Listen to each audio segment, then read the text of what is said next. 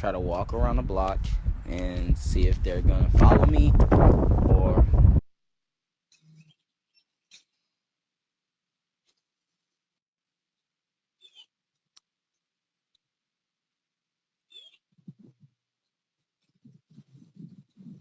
All right, you ready? Yep, I'm ready, brother. Okay, cool. Introduce yourself. Well, my name is Gio DeLeo, and I go by Gio DeLeo on Facebook, Instagram, and Snapchat. All right. So when did you find out about veganism and how? Why? Uh, I first found out about veganism.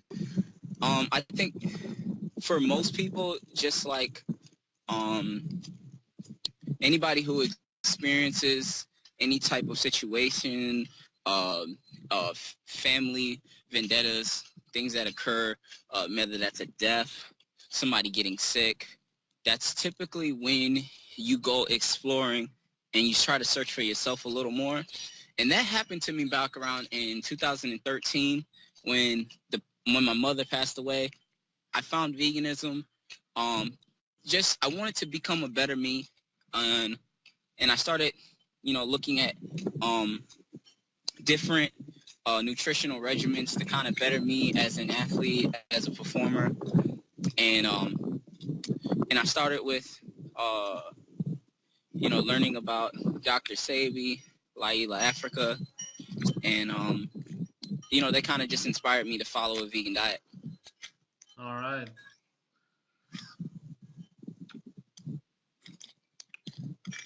So how long were you vegan? I was vegan for about 5.5, somewhere between 5.5 to 6 years. Oh, wow. Huh. Yeah, pretty much through my 20s. I'm Yeah. 26, Yeah. so all my 20s were well, pretty much, well, maybe 2021 were all vegan. I just recently let go of veganism. Right. Talk about your first year. How did you feel? My first year as a vegan, of course, I felt really good. It's always a good thing to get rid of all the crappy foods from your diet. It's always good to get rid of fast food and processed carbohydrates, the candy, the soda pops, and um, these foods. So I felt good because I removed them from my diet. Mm, So, yeah, I felt really good. yeah. And then did anything change later on? Yeah, it it it became difficult to recover as an athlete, but um as a vegan, I just thought that it would be best if I just, stayed strong in the diet and what I believed in, um, and try to just figure out a different regimen. So what I found was myself constantly changing my regimen, and then even having a lot of cheat meals on the weekends, to kind of, I was pretty strict at the time eating, grains, nuts, fruits and vegetables. But then on the weekend, I would go ahead and have me go to a vegan restaurant and probably have me some potato fries and some type of vegan hamburger, Yeah. soy burger. So yeah, I was constantly trying to make up for the deficiencies, but at the time I didn't see them as deficiencies. I just thought that I needed to stay disciplined. That's what they're teaching. Vegans teach that. They teach that you need to stick to the protocol, stick to the regimen, have some discipline, and for crying out loud, have some self-respect. I mean, you're gonna go kill an animal, you know. I mean, you're going to contribute to the suffering of animals, and so you can be a blood-sucking zombie because that's how they come off, and you don't want to be that weirdo that's sucking blood when you're a vegan, but that's what your body is craving. I would say after that year, after the first year, I began to have dreams about meat. Okay. Now, keep in mind, I went 5.5 years, but after the first year, I was having dreams about meat and blood and all in steak. And it's not till you finally learn about the body and what works in the body and how it works, and then hear other people's stories about like now I'm just finally 5 years in. It's like, let me listen to other ex-vegans.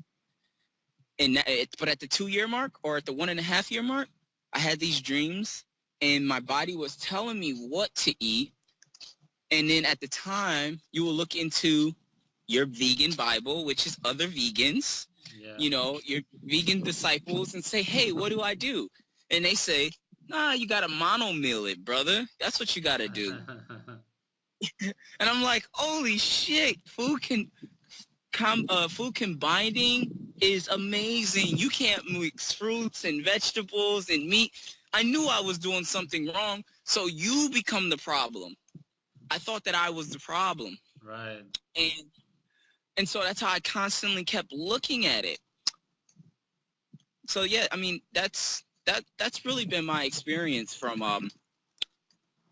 I would say from year 1 to 2 was the dreams.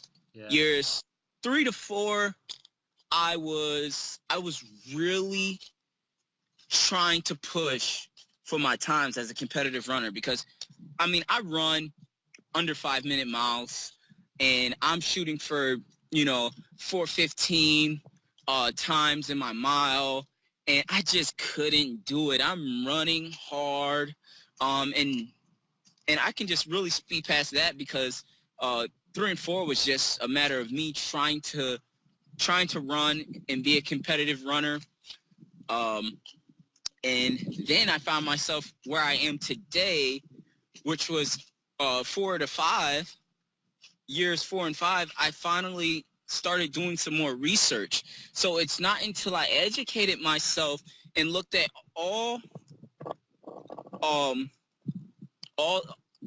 aspects, all sources, instead of being having tunnel vision and only seeing a vegan diet, a plant-based diet, as the healthiest diet for man.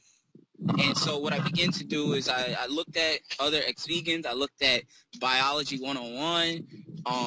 I looked at just different sources of a better understanding of human beings and how we've been eating for centuries.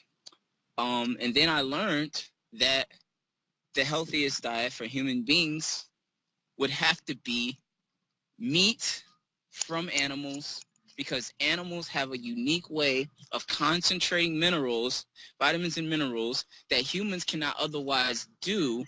And it seems to me that the circle of life is a part of that. So we can't really eat the grass, but the animals that can eat the grass can synthesize it for us, and then we can essentially rob the bank because they get all the nutrients from it, and then we get the nutrients from them. Exactly. So what was it that made you stop? What it was is I started to feel very malnourished, and I started to, if you look at all the symptoms, and some of those symptoms being, you'll see this, you'll get a weird pulse in your neck indicating probably hyperthyroidism, and you will get this hypoglycemic look. You look hypoglycemic. You have a belly, but you have little arms. Your arms are little, or you have skinny. Or if you're a guy, you have skinny legs.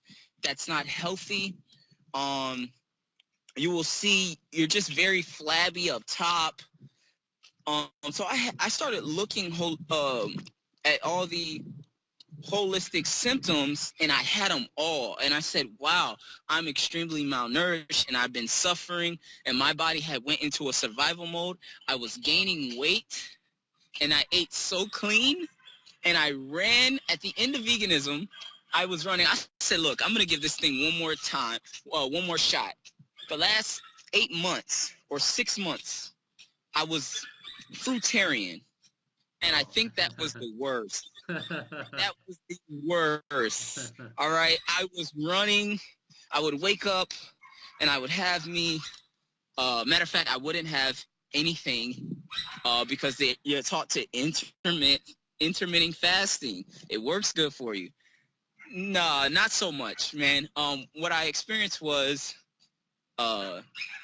extremely low levels of energy, and I was out trying to run 10 to 15 to 20 miles a day to maintain a decent physique, and it really hurt my ability to recover.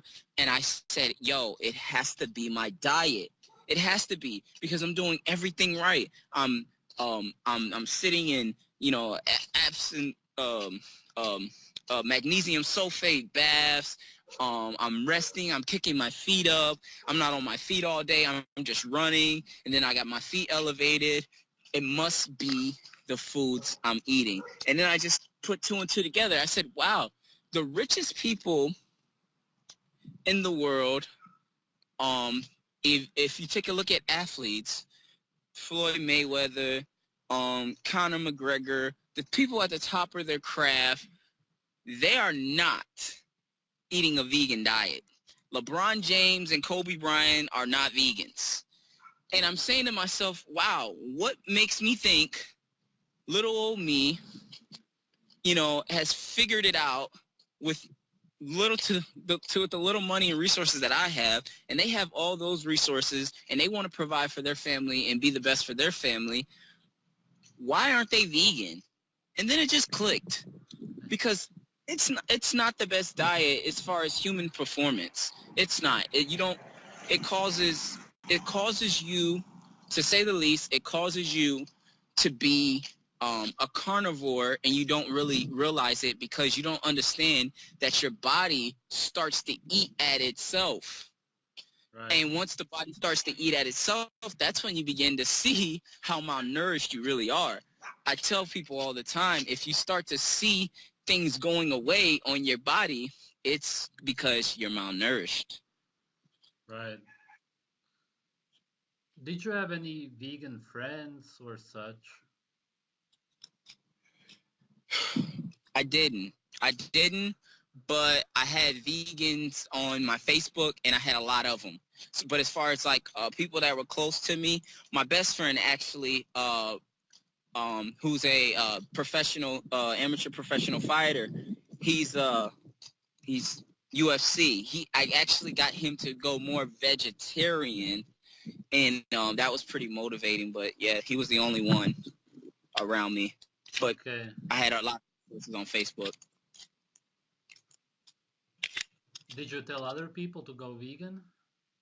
Oh man, I told a lot of people. I vegan coach, man. That's what, as a personal trainer, I'm also a certified personal trainer through ACE, and I told so many people to go vegan. And then like even people that I wasn't coaching, that I just gave advice, like I can be like running with a running crew, and they're just like, oh, I'm 23, 24, 25, 6 years old, and they're asking me for advice to how they can look like me. And I'm like, well, I'm vegan. So you want to look like this, you have to eat more fruits and vegetables. And that's mainly it. I remember this one particular woman, she was asking me, she was so fatigued and she couldn't get anything done. And she clearly, I know now that her hormones were imbalanced, and that she probably just needed a good steak and, some vegetable juice. She probably had low electrolytes, magnesium, calcium, and potassium levels are probably imbalanced. But what did I tell her? I said, no, you have to eat more fruit. She says, I am eating fruit. I said, no, you're eating GMO fruits. And little did I know, I said, look, you're getting watermelons. He said, but are you getting the ones with the seeds? And she goes, no. Now, that's good advice. I told her to get the ones with seeds. But what I failed to realize, that if you look at a wild watermelon and how it really looks, you would have to realize that this thing right here is a hybrid. Yeah. So I'm telling her, eat hybrid fruits. This is how you get more energy. So I had so many people. So to say the least, man, I recommend it to so many people, the vegan diet, that are people that are still vegans to this day, that think I've gone off my rocker. They pretty much stayed vegan, and I pretty much had to make an apology, man, to the people on Facebook Yeah. that I ever recommended to the vegan diet. I said, I got it all wrong. The vegan diet is not the best diet for man. Right. Did you ever cheat, or maybe not on purpose? I I I got a story. It was a friend in old city I used to live in, and I was at his house, and I was vegan, and but this is like my first 2-3 months vegan, and it's funny because I heard a story about a guy who they say, I think Natasha Campbell tells this story. She talks about a man who was vegan for a little bit, and then he bought a chicken, and then he Right. just ate the whole thing on the corner. Yeah. I kind of essentially did the same thing at my friend's house. After like the first month or 2 or 3, I was at his house all day, and I know I ate a couple crackers because that's vegan, you know. And he said, "Hey man, we're gonna cook. I know you don't eat this stuff, but we're gonna cook. I'm gonna have some chicken parmesan or something, some type of pasta dish with chicken and stuff in it." And I had some of that, and I only took a little bit. And so what I thought was, I'll just eat a little bit of this, get me through the day, you know, and I'll just clean my system out, and I'll be good and continue with my diet. No, I probably ate half that dish myself. Right. So that was essentially like my only severe cheat, to where I had an excessive amount of chicken, and I didn't even realize actually until now, until this conversation, that my body really, really, really wanted saturated fats. Right. Did you take any pills such as B12? Yes, you know what? I didn't take. I took a liquid form of B12. Um, I didn't take it right away because I wasn't really informed that I needed um a B12, because you have guys that tell you that you don't need B12. B12 is not just a vegan problem, but people that eat animals. And then I did learn that B12 does have the tendency of being able to be sustained in the body for long periods of time. So it doesn't really go away. You can live on B12 for like 2 years, they say. So I was under that illusion, and I concluded that I didn't need B12 right away in the first couple of years. But then after that, I took a um, um, methylcobalamin, cyanocobalamin form of B12. Right. Okay. So what did you learn from Dr. Sebi? Do you want to talk about him? Um, what I learned from people like Dr. Sebi is, I got the opportunity to talk with the brother, and you know what it pretty much boils down to is, the man had a health awakening to his own health journey, and he decided that he would help other people by giving them nutrients, or giving them a supplement that they may be depleted in. He started doing his research, and he's been very beneficial to the people in his community and the people that he's helped cured. But anybody, I realize, and I think everybody should come to the realization that you heal yourself and your body heals itself. You just have to understand how to feed the cells. And I think there's plenty of people. I think if people that follow Dr. Sebi, and they also followed, Agenus, Vonderplanets, and they also follow the ketogenic protocol from anybody who teaches the ketogenic protocol could have been healed from these particular malnourishments, because people that are doing the ketogenic protocol, they understand that there's certain deficiencies that you're going to have based on the environment and environmental pollutions and things like that. So it'd behoove you to get more potassium in your diet, which people are lacking. They don't get enough of. So what Dr. Sebi would do is he would give these people, he will give them bladder wax.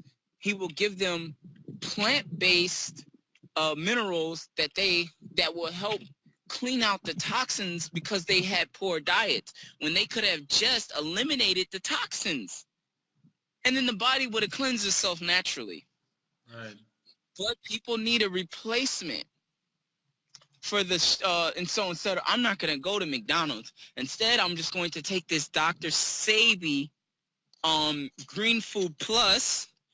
And I want to be very clear. I'm not dissing Dr. Sebi, but I'm just saying that if we educate ourselves more, we will find the answer within ourselves. Okay, yeah. Anything else you want to add? Yeah, my experience as a vegan is been the absolute worst thing I've ever experienced in my life. The things that change when you are a vegan, you've become not just alienated and losing friends and thinking that you are now better. You adopt this type of thinking that you are better. It's a type of thinking that's equivalent to people that believe that they're going to go to heaven, and so they condemn everybody else and think that they're going to go to hell. You get so high on your high horse. So that I was infected by that. Let me walk this way. I was infected by that, but not only that, I found myself health-wise. I finally was diagnosed. This is some of the horrible things about veganism. I got diagnosed with type 2 diabetes as a vegan. Oh. As a vegan. So what I've learned is that being vegan is a high carbo. In order to be a vegan, you have to essentially eat a high carbohydrate diet, rather that's refined or from whole fruits. What happens is, I've learned that the body is unable to hold so much blood glucose at one time, and that if you eat a whole watermelon, if you eat 20 oranges, if you eat 7 bananas, what's going to happen is, yeah, you're going to get some nutrients, but you're sacrificing also your pancreas. And so what I did as a vegan is I sacrificed my pancreas and my liver's ability to be able to function properly because of the overload. Because keep in mind, as a vegan, if you're not eating, and you're not, I should say, if you're not mindful of your meal timings, when you understand the brain, when your brain is ready to eat again, it will take from your body, period. It's not going to wait and say, oh, you know what? Gio he's busy at work right now, and, he's not going to be able to eat for the next 2 or 3 hours. There's no fasting when you're a vegan. That's one of the downfalls to being vegan. It's like you think that you can fast when you actually can't, because the brain it's addicted, like it's to sugar like crack. And that's this fuel source that your brain is running off. It's the rocket fuel for your brain, and your brain constantly wants that. So in order to just like with drugs, you would have to do more and increase the dosage every single time. And what you'll find in every vegan experience is that you constantly change up your regimen to to uh to try to fit your body. You will take all these herbs, and you'll have a counter of herbs. Oh, that's another thing I had. I had a counter of herbs, just everything that you can name. I had you know cayenne peppers and bladderwracks and sea moss and all these herbs like slippery elm and clove, and because I mean that was my medicine. Why did I need so much medicine if I wasn't getting fed through the food that I was eating? That should have been the sign. I shouldn't need all these herbs like that, because these herbs are indigenous to a certain geographical location. So nobody in primal times was getting shipped UPS herbs. So you can't tell me that that's the best way for humans to live. Now, granted, I will say that that these herbs do have the tendency of manipulating a like if you're used to eating ice cream before you go to bed, and you switch it up and you drink an herbal tea, right? Your body will eliminate toxins because you are not eating toxins, and it now has time to eliminate those toxins. And so what I found is majority of my vegan experience has been predicated on me eliminating things that are harmful to my body, such as the what I call now non-human foods. And now I've realized that, okay, well, let me learn a little bit more about these fruits and vegetables and see if all the compounds in these fruits and vegetables that I was eating are healthy. And what I found is that it's not. I found that there are bioactive compounds in vegetables, also in fruit, that are extremely, of course, we already know, to keep it basic about fruit, it's the sugar, all right? And no, I just want to repeat, know that the fucking fiber in fruit does not slow down how quickly it gets to the blood. It has very little effect. The important part is what is it balanced with? If you eat a lot of fruit and you eat no animal flesh at all, then your body, your brain has the ability to want to latch on to those to the glucose molecules which are breaking, which it is breaking down to, and it wants to get it as quickly as possible. It does not give a shit about how quickly or how slowly that it gets it up there. It says, oh, you know what? I'm just going to take my time and grab the nutrients from that very slowly so I don't fuck you up. No, it will fuck you up. So I'm sorry to say, it will mess you up. That's why your body has no regulation system for carbohydrates. What happens is you just end up flattening a system, and you run that and you're just driving on that on that flat tire. And what happens is that what that ends up being is diabetes. That it produces diabetes because there's no symptom, there's no leptin receptor to be able to say stop eating the carbohydrates. You'll get full essentially because you put a lot of stuff in your colon. All right, you put a lot of stuff in your mouth, and those systems don't.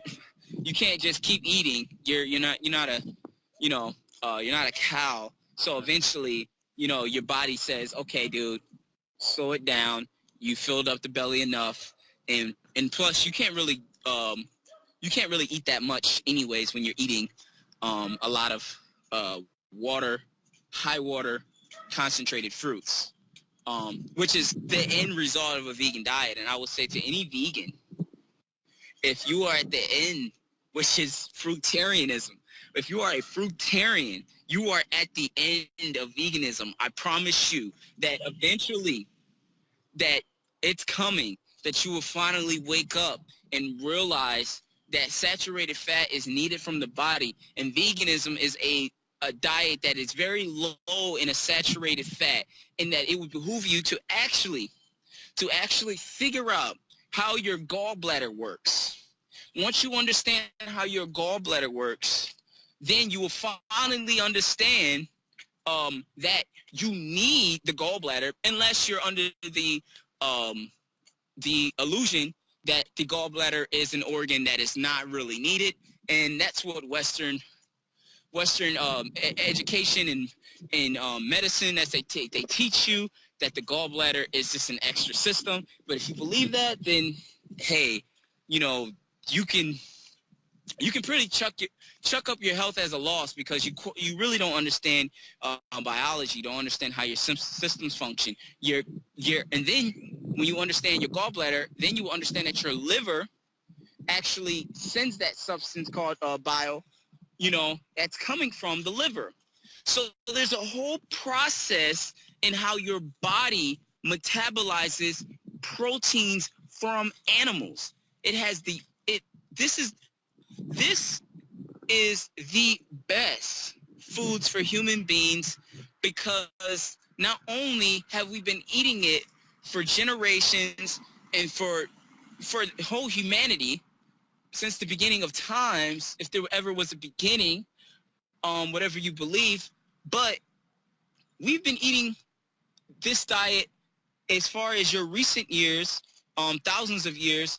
It is important that you figure out what we've been eating, and what you'll find is that we ate a little bit of meat and a little bit of grains. So you can either do two things. You can either conclude that based on certain studies that grains are the cause of bad health, or you can say that meat is. Now, what you will find in that research is grains in those times were incredibly different from the grains that we have now, that we are buying in stores. But you will also see that, like the grains from the Egyptians, and we have monuments that show malnourishment. And so you can look and see these people were fat, were malnourished, had heart disease, and that's as far as I will go on that, because I don't know all the conditions that they had, but I'm just trying to give people a little history lesson. If somebody wants to go back and say that in Africa we were eating a particular way, yeah, we were eating straight animal flesh, raw, fresh animal flesh, and we were extremely hydrated, and we were the people that were the most talented as far as people that lived in Africa, as far as being able to capture animals with a I would say unique technique. We had this incredible bond with animals that was that other people wondered, hey, people that came from other countries, how do you do that? How do you sneak up on that animal and get within 15 feet? When I get within 15 feet and I try to shoot it with an arrow, as soon as it sees me, it runs. How do you have the ability to sustain yourself? And this is what it goes back to people in the United States, where I stay in North America, find themselves trying to figure out what the people historically were eating that makes them good, which makes them talented athletes. Such as they do that today. And they have people that go back to Africa, and they will say, what makes these Kenyans incredible at running? these Kenyans are not eating a vegan diet. They're eating animal flesh, Mo Farah. You know, these people that promote a vegetarian lifestyle are not eating vegetarian. They're eating what they call a Banting diet. I believe I'm pronouncing that right. Am I pronouncing that right? Possibly, I'm not sure what you mean. Banting diet, essentially what it is just it's high fat animals. It's raw milk, raw cheese. I mean, it's a lot of dairy and a lot of animal flesh and fish. And they Pescatarian. call it Pesca pescatarian. Is that what? yeah, if you mean fish and dairy and eggs, yeah.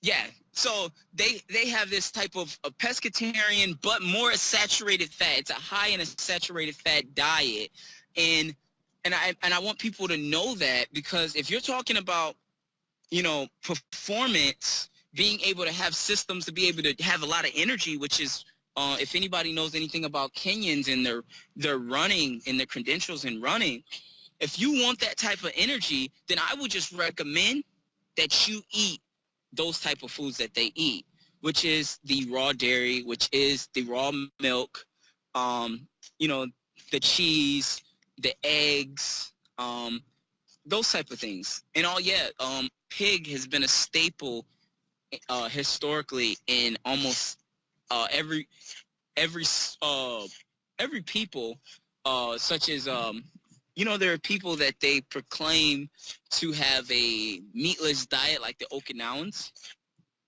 I'm here to tell people that the Okinawans did not have a meatless diet. Like, I believe fish is meat, but that's the truth, man. I just want everybody to realize that the vegan diet is not all rainbows. You will find yourself very malnourished. You will find yourself, oh, you know what? How can I leave this out, guys? This is so important. In my vegan experience, I found that my testosterone, uh, my testosterone was going down. So my testosterone was depleting as I was getting more vegan, as I got more strict vegan. Notice when you are crossing over into into vegan, you're probably at your healthiest, which is why I love the video that you have showing the vegans before they decided to be vegan for so many years. Mm. So you're going to find yourself being more healthy. But what you have to keep in mind, or at least what the vegan diet did for me, was my testosterone levels got low, really, really low. And I didn't really crave, my sexual appetite depreciated, I should say that. And being young, you don't really have any indicator that tells you that you're fucking up your sex hormones. So I didn't know. But what I found out is that I was with this chick, and you know, I noticed that if I have any type of alcohol or I smoked marijuana, that I became imbalanced quickly, very quickly. Now I'm already imbalanced on this vegan diet, but I didn't know at the time.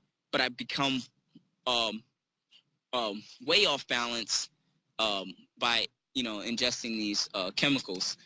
And what I learned is by not being vegan is that I had problems with erectile dysfunction being a vegan. Now, somebody's going to say, well, I don't have those problems as a vegan now, but I want you to focus on something very, very important, which is you have to really get feedback from the women that you are having relationships with, because if you don't challenge yourself or by asking those women, you know, then you'll never know, because men, we think that we're the best at sex. So we don't never say, you know, our shit is bad. So But what I found is my experiences got better, and some of the women that I was intimate with would say, hey, since you've been eating the meat, you have been great. And then I'm thinking to myself, why didn't you just tell me this shit when I was vegan and say, hey, man, your sex sucks, you know?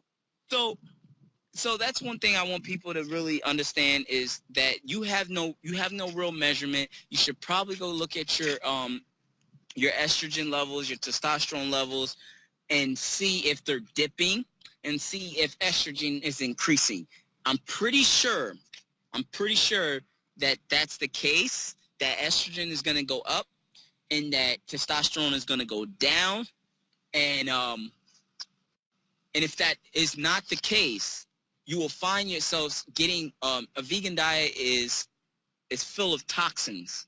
And what you're going to do as a vegan is you're going to say, okay, I'm not going to not go out with my friends. I'm still going to go out with my friends. I'm going to go out to these buffets and I'm just going to eat some salad.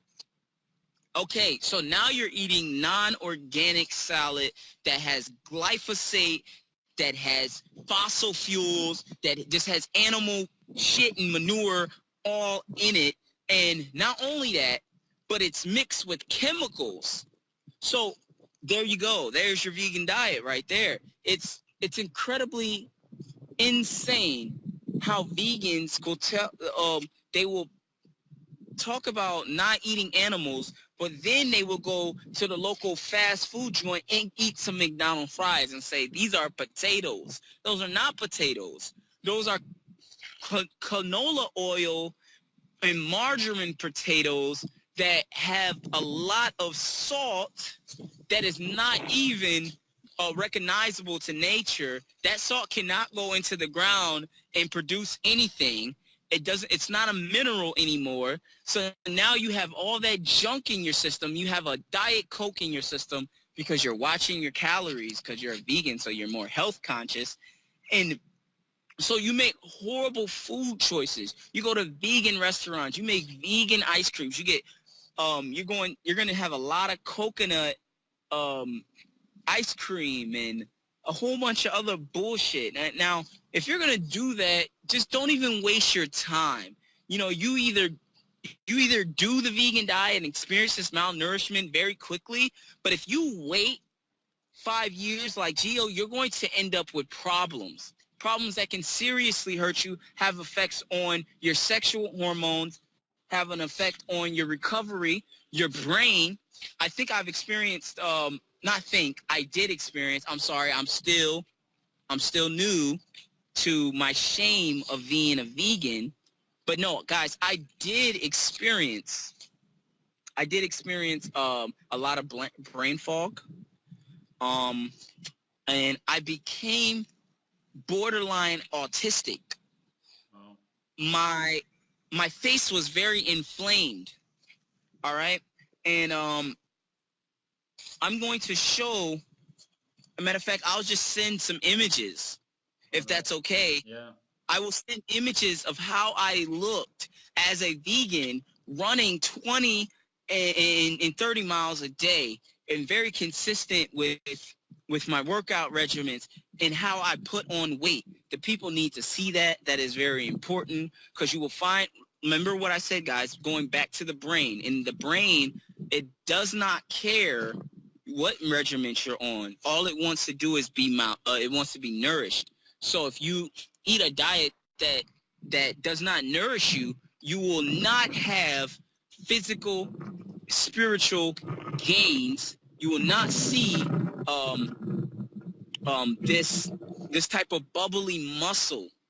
When you don't have this bubbly full, when your muscle doesn't look full of fat, then your body is eating at the active muscles. It tends to eat at the most active muscles, which if you're a woman, you tend to use your arms a lot, or you like to walk a lot. And so if you do that and you have little legs, but you're big up top and you have this type of muffin top, it's because you're malnourished. All right? It's very important we understand that because most people are not grabbing holistic books on realizing if you have a type of acne bump here, which indicates liver. You know, when you have um, um, orange skin and you have baggy eyes, baggy eyes are the kidneys, and your ability to skin changing colors for other people. That's, you know, vitamin A is definitely being poorly converted as a vegan. There's just so many different things that you have to be aware of. But I say the biggest thing is this: looking at those eyes. The eyes are I say, the most important, because what I found in every vegan in my research is if you look at their eyes, they have kidneys are suffering. The reason why the kidneys are suffering is because people tend to drink a lot of liquid when they're doing the vegan diet right. They love to push that water, and it's always in bottles, which is equivalent. I don't know if you know, Sverge, it's equivalent to a plastic bottle of water is equivalent to a what you call it, uh, pregnancy pills that they take. You know what are they called? I get what you mean. Yeah. Yeah, so they're that bad for the body, man. They're that bad. They mess up your hormones. So if you're vegan and you're drinking from plastic bottles of water, from the Crystal Glaciers plastic bottle of water, you are getting all type of BPA, GPA, and CPA. I made up the last two, but guys, there's a lot of things that we don't even know goes into those plastics that are killing you. But what about the ones that have BPA free? Those are trash too. But you get what you can wherever you're at. But all I'm saying is that we have to look into the water intake as well. In my experience, being vegan, like I said, as it relates to the kidneys, you will find your kidneys are like constantly trying to filter it so it can like hold on to nutrients, but you keep flushing the nutrients because you're a fruitarian, because you want to drink high amounts of water. So what happens is you end up just depleting all of the nutrients that you even put in your body. So now you have a problem. So if you're vegan and you see these black or sag bags under the eyes, you are malnourished. And my solution would be very simple. It's not complicated. It's no secret. It's be one with nature, eat nature's food, which is animals, and get your sleep, get back on your circadian time clock. And when you do that, you will find your health will get better. And I repeat, don't be fooled by the fruits and the vegetables that are being pushed on us. They are not the healthiest as far as pound for pound or ounce for ounce. That is a lot of delusion. They are alluding that broccoli has more protein than animal. This is crazy stuff. It is absolutely not true. It's crazy for you to think that broccoli is more beneficial than some grass-fed liver, beef liver, grass-fed chicken liver, animals that are eating their natural diet from organs. It's crazy. If you have I guarantee you this, and this is something that I would recommend someone try. If you eat a little bit of beef liver and you try a little bit of broccoli, let's see which one sustains life and which one causes malnourishment. Because I believe that if meat is healthy, you can be able to eat just meat, Right. right? And you should be able to sustain yourself. Yeah. Should try that. Or if broccoli was healthy, then eat just broccoli. And I guarantee you won't do that for 5 days. And if you're doing that for 5 days, I don't know what to say to you, man. That's ridiculous. but you will find yourself having problems and complications very quickly. And the benefits, I have to talk about the benefits. I'll close with the benefits. The benefits so far is finally eating animals. My sleep has been amazing. I could never sleep really, really good as a vegan.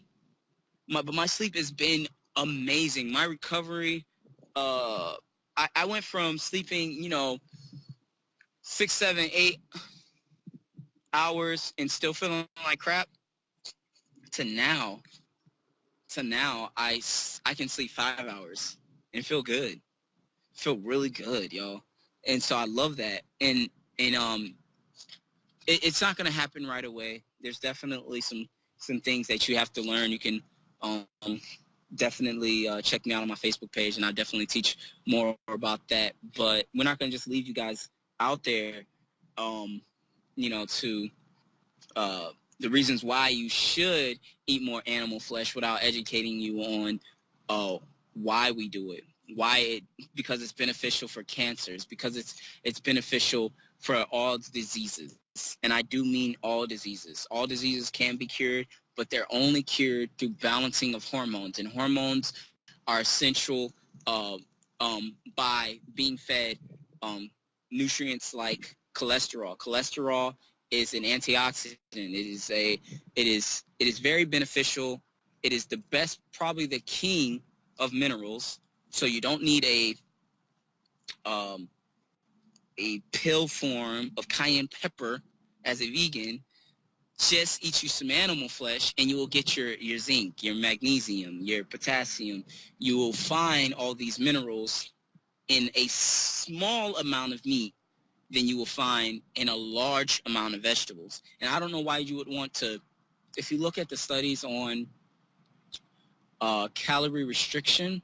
Now, I'm not a big fan. Let me just throw it out there. I'm not a big fan of any studies, all right?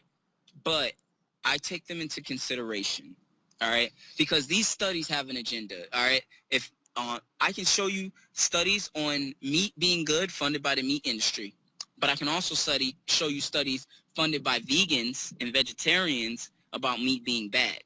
So there's really no fight there.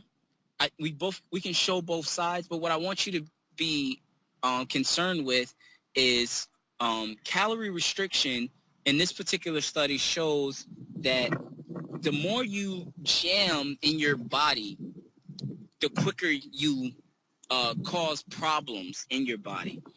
That's done by number one being carbohydrates. So the quicker you shove carbohydrates in your body, your systems become they become stiff, all right? And you get this type of jitteriness, and vegans like that jitteriness with their high ass. I'm sorry, I gotta say it. They like it because they say they're so high, and it's like, no, you're literally addicted to the chemicals. You need to stop it. You like that tingly feeling, and that's like it's a diabetic symptom. That's all that is. It's a diabetic symptom, and it's just like you want to keep feeling that way. You're gonna develop this type of shakiness, and really that's a sign that you need to eat meat, to say the least. But anyways, in this study, it shows that if you eat less calories, there's this type of longevity factor with eating less. They show it with animals, they show it with human beings, and I encourage anybody to look into these studies. But guess what? If you eat 1,000 calories of grass-fed beef liver or any organs of an animal, you will find yourself with less calories at the end of the day. So if you're into calorie restriction, which I don't recommend, I think calorie restriction is not good. I think you should eat, and eat, because if you don't eat, your body will eat itself. Would you say that's correct, brother? Yeah.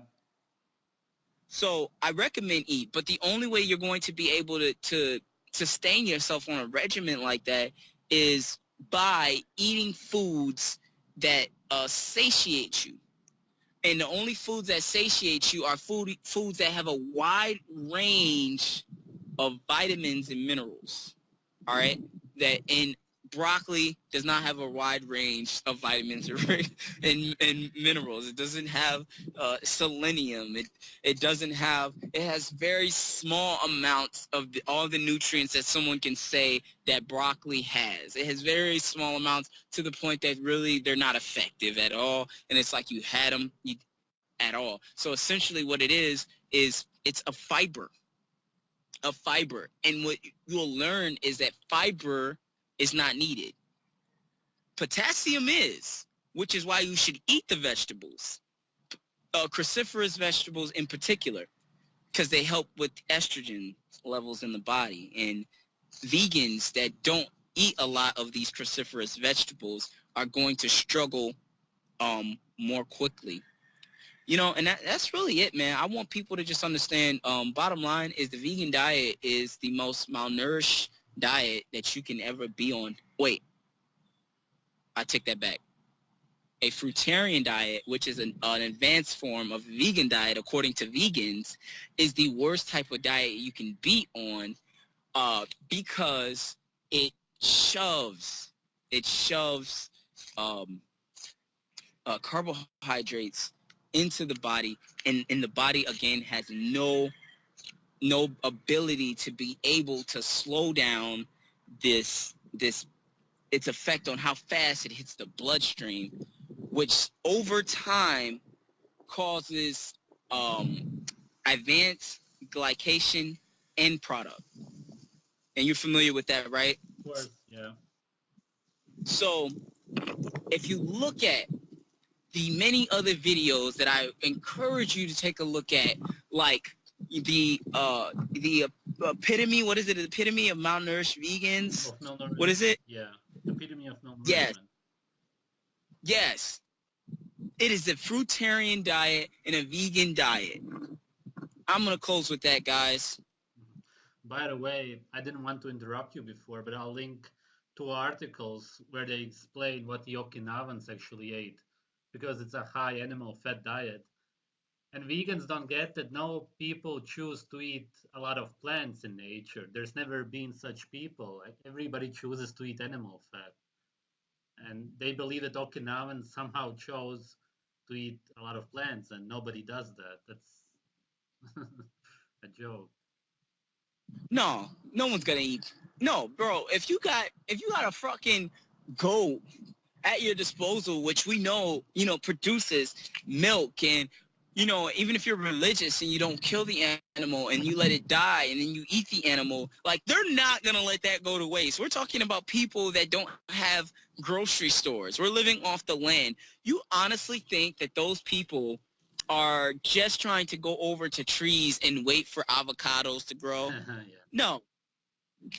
No, bro. They're going to eat what is what we know is a diet full of animal products.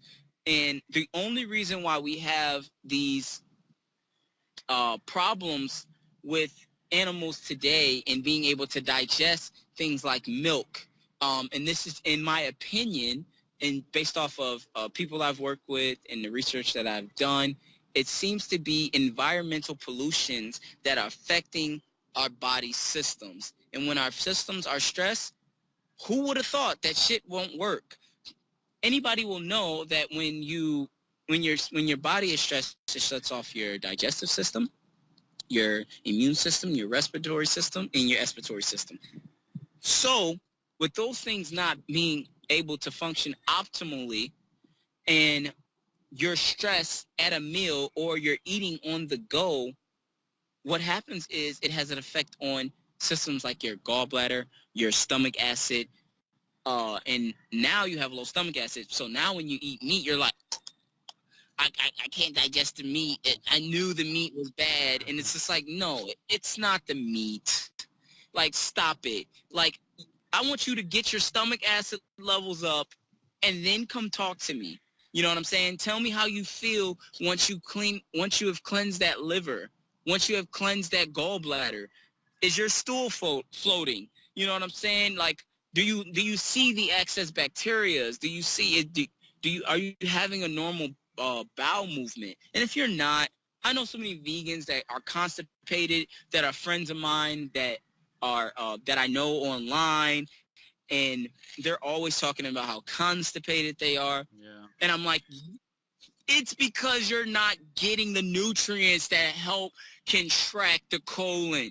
If you got the nutrients that you needed, and I was also, I'm just going to say that I was also one that experienced this constipation, but I experienced it before a vegan diet through eating the high carbohydrates, refined sugars, candy, and stuff like that from a standard American diet. And then I went vegan. It cleaned up a lot. But then I experienced it again. So, and what happens is you stay stuck there and you start to have this normal bowel movement, which you're crediting to the vegan diet. But the normal bowel movement is just coming from your body, figuring out a way to deal with your bullshit. And it's saying, okay, obviously I can't keep this in. I'm going to have to push it out. But what it does do is it gives you a sign. It gives you a sign. And that's how the bowel movement looks. If it's an improper bowel movement, and that it will be the sign indicating that you are malnourished. And I think it's one of the best indicators of malnourishment is stool. But it's subjective because there's a lot that comes into that. Some people believe that if the stool is floating, then it's because that your ability to absorb fat is suffering, so you can't absorb fat. And other people say, well, it's floating because you're eating a lot of high fiber. Doesn't paint the whole picture, but it's definitely something to look at. But I definitely don't think that people should stop eating animal products since they don't do well with them. I would just say I would just recommend Autism, man, because there's not another goat like him, because fermenting and trying to like heat up things and making them more digestible like vegetables is the best possible thing you can do. But giving them up completely only pushes you back into high carbohydrates. And high carbohydrates causes disease in the body. Again, you're not able to regulate that blood. You have a 40, 50 gram carbohydrate meal and you're having 3-4 meals a day. You got 200 grams of carbohydrates from quinoa and its crappy profiles. People, what's wrong with my quinoa? It's quinoa, man. There's nothing good with it, man. It's a fucking grain that it has protein, man. Yeah, it has protein according to who? See, something in nature, it will indicate to you whether it has the right ratio in complete, what we now call complete proteins, which quinoa, by the way, isn't a complete protein. They label it as a complete protein, which is false. It's missing components, and you can just do your research on quinoa and why it's a horrible grain. And remember what I said, historically, you will find that we were eating grains and meat. But grains were relatively new. They weren't. At the beginning, they are relatively new. And this is not something our bodies, everything that I'm saying has to do with adaptations and gene polymorphisms. And you will find your genes are able to deal with your bullshit for a long time. So if you want to be vegan for 5 years like I was, you will find that your body is going to compensate. But it's like, okay, you want to be vegan for 5 years? I'm going to take from your eye cells, your foot cells, your brain cells. I'm going to, your hair is going to fall out. I'm going to cause some type of issue to get you to realize it is your body. It's like the microbes and bacteria and everything that's living in you is saying, we don't like that. We don't like that. Please feed yourself properly. And so this has to do with like everything in your body in nature being in symbiosis with your biology. So these microbes and these parasites that we're calling them, good bacteria and bad bacteria that consumes us, are beneficial. The HDL and the LDL, beneficial. You know, there's nothing bad. Your body only has intelligent responses that is very necessary when it's at a state of trauma. When you get scared, they say the fight or flight response is signaled. Why? Because what happens is it gives you the ability to run away from that prey. And you can, in the modern times, you'll get that same response by driving and almost getting into a car accident, by being in a bad relationship, by being at work and being stressed. Of course, your systems are not going to be able to digest something that requires energy. You cannot be unhealthy and eat regular, not regular, I'm sorry. You cannot be, see, that's the trickery. I was going to say in drink regular milk, but the trick, that's a trick though, because it's pasteurized. So it's like, you're doomed anyway. You're gonna get the pasture milk and you're gonna have a problem with it because they've taken out the enzymes. So now you have to go on this journey to try to find raw milk, which I encourage somebody to do that and try the raw milk. And if you don't do good with the raw milk, combine the raw milk with something. Figure out what works. It's very different for everybody. You will find that you're able to adapt by having some milk and some meat with it. You can do better with cheese if you eat your cheese with some cruciferous vegetables. But you still need those things, because what I learned in my new experiences as being a natural being, one that's one with nature, is once I realized, oh man, my gallbladder is having some difficulties, so I'm going to eat now. And this is what vegans do. And this is really what they do, man. They tend to eat things that metabolize in the mouth, so they don't have a hard time down here in digestion. But those systems have to be paid. They're like human beings. They don't want to do work for free. So essentially, you're not even giving the systems what it needs, and you're saying work for free. And eventually it says, I'm not a slave, I'm going to rebel. Right. So the best advice would be, don't eat things that metabolize in the mouth and are easier to break down through these systems, because all those things are just high carbohydrate foods. That's it. A sucker is not hard because it breaks down in the mouth. If you leave a sucker, a candy in your mouth, it will dissolve in your mouth. Meat, not so much. You can chew it a lot. Then the small particles end up going down into the esophagus, hitting the stomach acid, to which it further breaks down. But who would have thought, if you don't have the low pH in the stomach from 1 to 3, your ability to metabolize animal proteins and animal fats are going to suffer. And you don't cure it by eating more carbs, because then the carbs affect the pancreas, which affect the thyroid, which stresses the body. And you don't know stress, because some people don't think they're stressed. That's why I try to paint a picture of what stress looks like.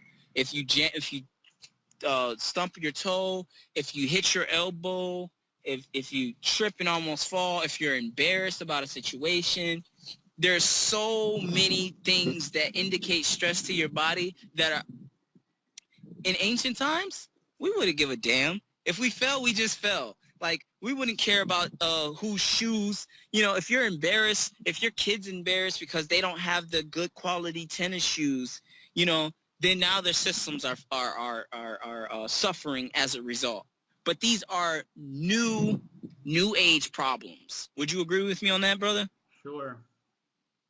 So if you have no way of indicating that you are stressing and you think that you're having this peaceful life, such as, I hate to say the name, and you can cut this out of the video if you like, but Vegan Gains is a clear example of malnourishment. The man has problems with the brain because he needs to just go eat some dairy. It's very simple. You can't say that the vegan diet is the best diet for human beings and then have all these health problems and then go get a butt injection from B12 and then have all the symptoms that indicate that you're not getting enough vitamin D. And well, vitamin D is from the sun, and you can get that by going outside, and you can even get it through mushrooms and a bunch of baloney. It's a bunch of baloney because you have to understand your body does not want you to have a supplement. It's just that simple. It wants you to eat what it's always had. You are your mother and father. What did they eat? You are your mother's parents as well. So you are your grandparents. What did they eat? Were they vegan, vegetarian? And then what health problems did they have? Majority of us grew up on a standard American diet. All right, and the standard American diet will make you sick. You get rid of all the toxins, you get rid of the problems. You get rid of the grains, you get rid of the problems. Obviously, I'm one that shows that if you go back from ancient times, from meat to grains, which one caused more of a problem? Because I'm not going to throw in processed refined sugar because that wasn't there. So it just had to be meat, which is from the beginning, grains showing up being a relatively new phenomenon, and then with grains, what has come? And then if you eat a diet full of grains or starch, right, or gluten, because these things have gluten and you have sensitivities, and if there's such thing as gluten sensitivities, bro, I'm confused. If there's such thing as gluten sensitivities in grains that can be indicated by the body, I've never heard anybody have a meat sensitivity. Mm-hmm. I've never heard that. Like, meat sensitivities are not happening. Now, it's very rare, so I'm not going to say it's not happening. Some people can't have meat, but it's not you. It's not you watching this video. It's very small. And they have a gene polymorphism that is a saturated fat. Are you familiar with that one, to where they can't do good with saturated fat? Possibly. There's also a tick bite that can make you allergic to beef, supposedly. A tick bite? Supposedly. Huh. Interesting. That's something to think about, but it's not happening. It's not happening. And the reason why I think that it's definitely possible that you can have this gene and you can have that tick bite as well, that affects beef. But here's the problem that I want people to recognize. Man, I hate to say it like this, but you're fucked anyway. If you cannot eat saturated fat from animals, you're fucked. You're fucked because if you have this gene polymorphism, it is equivalent to this gene polymorphism that is within mice or rats or whatever that have that yellow fur. I don't remember the name, but you guys can look this up. And what happens is this diet that they were eating that developed that makes them more prone to cancer, diabetes, and all these type of metabolic disarrangements, they came out the womb affected. So now eating those type of processed foods, which is what you're going to do if you have this gene polymorphism that makes you so you can't eat saturated fats. So what do you eat? You eat high carbohydrates. But guess what? High carbohydrates affect your pancreas. So you're doomed from the start. You're better. So now your life expectancy was damaged at the mitochondria and at the gut flora in your mother. So now it would behoove you to try to change through epigenetics by trying to figure out how to process these meats. And I'm going to tell you, man, I've never seen a more better protocol than Autism Vonderplanets being able to adopt this fermented meat to help digestion. And I don't think that, and no, it's not that I don't think. They are not using this regimen in hospitals. They are not using this to cure cancer. But based on the sincere studies of Autism, we've concluded that if you eat foods that are fermented, your body's, it knows exactly what to do. It does not, it almost goes through the system like it was meant. Am I right about that, bro? Right. Instead of taking this harder digestive process, it's almost like saying, man, I've been waiting for that, you know. And I would just start off and encourage anyone to start off the same way I'm going to start off, which is with raw eggs. You know, hydrate on some raw eggs, cool down on the water a little bit, because the system, one thing I need people to understand is the system, when you're sick, it doesn't do good with water. I've noticed that from experience. I noticed, and I've been doing some studies on myself based on my water before meals, and I noticed when I don't have water that my body and my stomach acid levels are optimal. It has the ability to break down my foods without any problems at all, any gas or any bloating. When you drink water, you know, you're working out and you have a bottle of water, because they say drink 8 glasses of water a day to stay hydrated, and then you go eat. Because that's what people do. They go work out, they go to the gym, they kill that bottle of water because they feel like they did a good workout, and then they go home, and within 15, 20, 30 minutes or even an hour, they're eating. When they already had raised the pH from 3 to 5, and now their stomach acid is not low enough, you know, at a pH to be able to digest meat. So I guess I'm pretty much saying, like, it boils down to this. You're the problem. Meat is not the problem. And if you want to help yourself, you know, the best possible diet is not veganism. And this is coming from an ex-vegan. For 5-6 years, I was doing that vegan diet. And I finally realized, I've come to my senses that if you want to be nourished and you want to live long and you want to be strong, you want to be vibrant, and you have any disease, then you want to consider a more of a ketogenic protocol and figure out the benefits of a ketogenic protocol. But I want people to focus more on saturated fats, mono and polysaturated fats that are in animals in its raw state. I encourage everybody to study that and not be so domesticated that you can't even look into it. As a vegan, as an ex-vegan,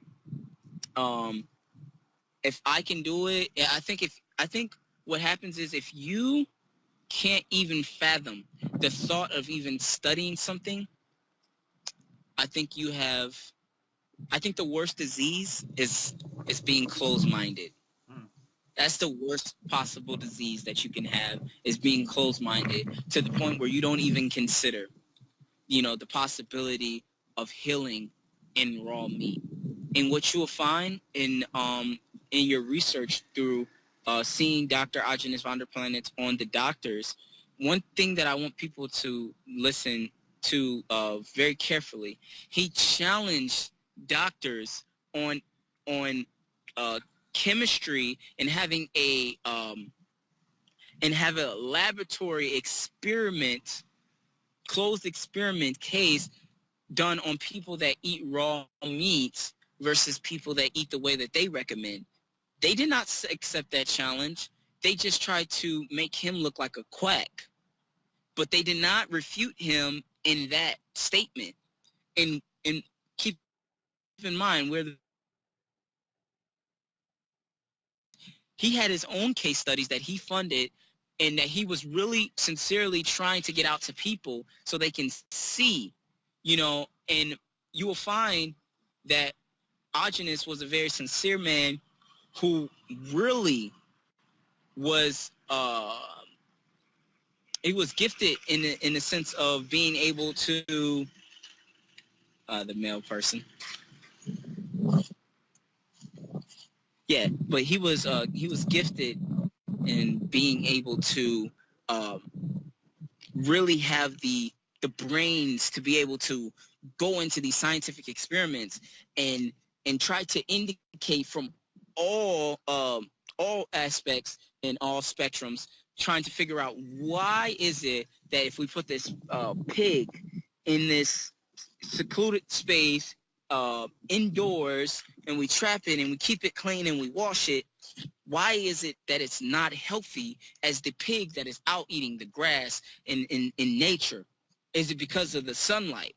And in our medicine, in Western medicine and Western train of thought, period, what they tend to do is be very aggressive in making a decision before they've looked at all aspects. They would just say, oh, you know what? It's because the pig is bad. What? So you didn't even take into consideration that the pig was not out in nature? You're not even going to take that into consideration. That the pig was not eating its natural diet? No, well, we fed the pig its natural diet. We fed the pig its natural diet in a secluded area, and it should be healthy. Okay, did it get sun?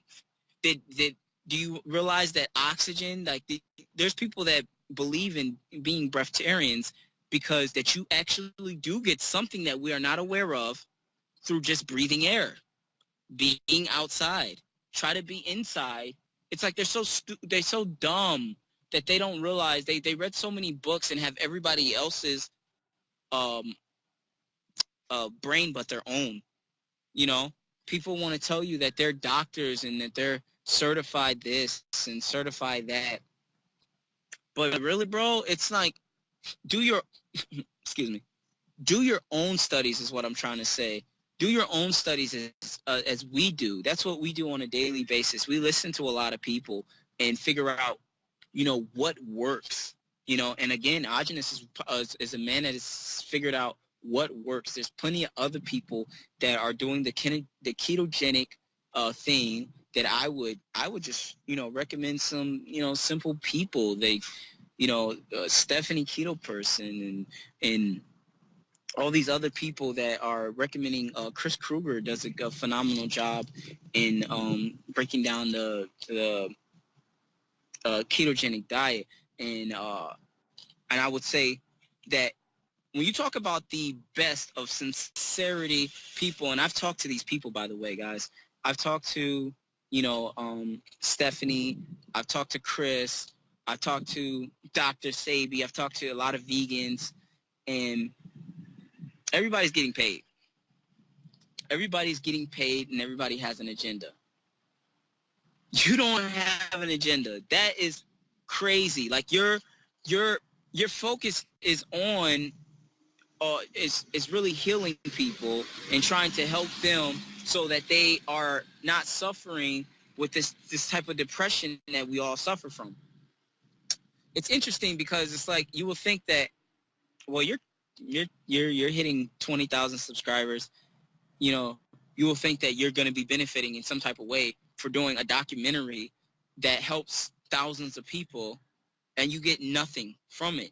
You know what I'm saying? So Vonderplanets was also one who put his own hundreds of thousands of dollars into research, and the reason why I brought you up, bro, is I definitely want to toot your horn in however you decide to cut up this video, but you got to get this part in because it's important, is that you have no way of trying to get people to eat more meats or eat a particular way so you can sell them something. You are not selling anything. You are simply trying to bring to the attention of the people that were once so-called primitive in the dark ages of people, you are trying to say, hey, those people were healthy. Those people understand living. Those people, you can say what you want. You can say that they died at 45 years of age because they had this problem and this problem. According to you, some human being that hasn't seen these people, and like those people existed in the 200 BC, and you want to make a claim. That's all they are. Their claim is speculation. I appreciate you for bringing to the attention of the people that it's speculation, what they're saying about these people, and then it's better for us to live a life with family, friends, in a community, eating animals together, and figuring out different remedies for people that may have came across some type of poison by being around what? Plants. Being around plants. You never hear about these poisons from meat. No one ever bumped up against a cow and got cow poison, you know, but you can walk into a bush and get poison ivy. You know what I'm saying? Yeah. So it's just a documentary to basically inform people that former vegans like myself have suffered, and to review those things is erectile dysfunction and hair loss, um, uh, uh, uh, when my body is eating at, I forget what it's called, when my body is eating at itself. It's a form of what is it called? Oh man, Catabolic state. A catabolic state. There you go. So I was at a catabolic state, and I suffered from semi-autism. I say semi to be clear on that, is I had all these brain fogs, and I tend to repeat myself a lot, and I had inflammation in the face, high inflammation, that you guys are going to see in this video that he's going to put up as he cuts this video. But and relationships, anger, my relationships suffered. I didn't do well with them because I felt honestly, I was imbalanced in my emotions. My emotions were imbalanced because your hormones become imbalanced on a high carbohydrate diet. I was more sensitive, and I didn't have the sense of man, which is, you know, men are straight shooters. Like we're never really tipsy turning. We don't do that. You know, we're straight shooters. We want something or we don't. You know, and I wasn't as strong and in depth and as masculine as I should have been at the time. So it affected my relationships. It affected my train of thought, my ability to be able to comprehend. Vegan diet does that. It affects the biggest thing that it harmed that a vegan diet has caused is fungus. I have, as I'm looking right now at my toenails, I've built up so much fungus in my toes, in my toenails, that it's ridiculous. And I'm going to also send those pictures as well, brother. I put this out there because if people don't see, and it's gotten better, by the way. I will say that it's gotten better because I eat a nourished diet now. My diet it's all beef liver, it's all organs from animals, and it's maybe chicken once a week, but it's definitely not lean animals. It's high fat animals, and I've tried some fermented cheese and stuff like that. Just a very small. I try to throw it back in my diet, but you have to nourish the body again to be able to clean out these systems, because you can go get your toes and nails done all you want, but that bacteria comes from within, and then it expresses itself on the outside like acne. You know what I'm saying? Like any type of skin disease or eczema or something like that. That's from the inside, expressing itself on the outside. So I'll conclude, if you don't have any more questions, that if you don't like your body, you definitely should change your mind. If you don't like how you feel, you definitely have to change your mindset. If you don't like how your life is like right now and you're on a vegan diet, I definitely encourage you to look at as many videos or information opposite to what you've normally learned. And this right here is really going to be the awakening process for most people once you realize that there's other information on both sides of the table. Yeah, this was interesting, man. Yeah, man. Man, bro. I don't want people to experience this, bro. It's absolutely breathtaking, man. Like the amount of people that spit ignorance, man. One guy told me, man, he said, what he say? He said, fat causes type 2 diabetes. And I said, scientifically tell me how. How does it cause type 2 diabetes? Just tell me how. You know, he couldn't tell me. He couldn't tell me. So what I tell people now, it sounds good, but can you tell me how? So at face value, it sounds good. The biggest thing I want people to realize, and I did a video on this on my Facebook page, is I said, anytime a vegan is talking about raising frequency, he's just trying to give you some religion, or she's just trying to give you some type of religion to hold on to. It's like they're trying to give you heaven again. They're trying to sell it to you in another form. Don't be fooled. Don't be fooled by that crap. Because you know, everybody's religion, they have the promised land. And people say that in veganism, they're now saying this. They say if you don't upgrade your body by eating fruits and vegetables, in the next life, you're going to have a problem. What? This is fear-monger, man. It's crazy. They're trying to, like, shame people into eating this way. Like, why must we shame people, you know, there's an agenda. And I tell people this, they need to know this. What do slave owners want, or people that are bosses? If I was a boss, what would be the best diet to keep people docile and weak? It would have to be grains, and which everything that is a vegan diet. It would have to be grains, vegetables, and fruits. Because I know I can keep them living, but they won't be strong, and that they will be so imbalanced that I can just whip them back into shape. They might say it's them because that's what the vegan diet does. It makes you say, maybe it's me. Maybe it's just I'm not disciplined, so I want to eat these poor foods. No, you just malnourished. You should probably eat that poor food, whatever it is. It's probably a Snickers bar or something, but guess what it has in it? It has milk.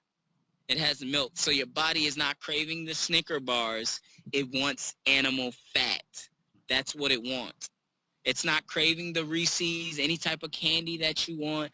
It might be that you want magnesium. It might be that you want potassium.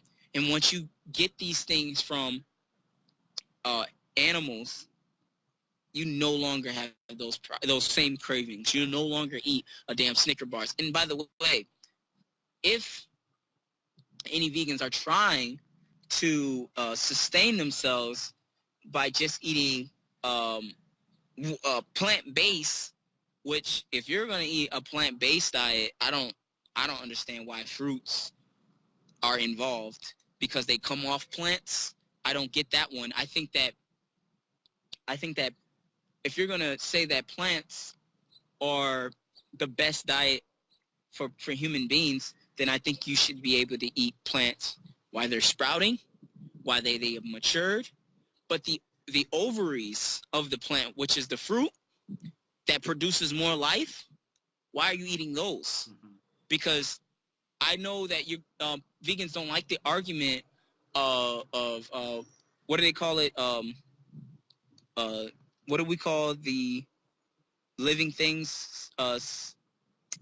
Sentiments, not that. Sentient? But sentience. Yeah, there you go. Sentience. If it produces life, then it would have to be one that wants to live. And if it wants to live, it doesn't want you to consume it.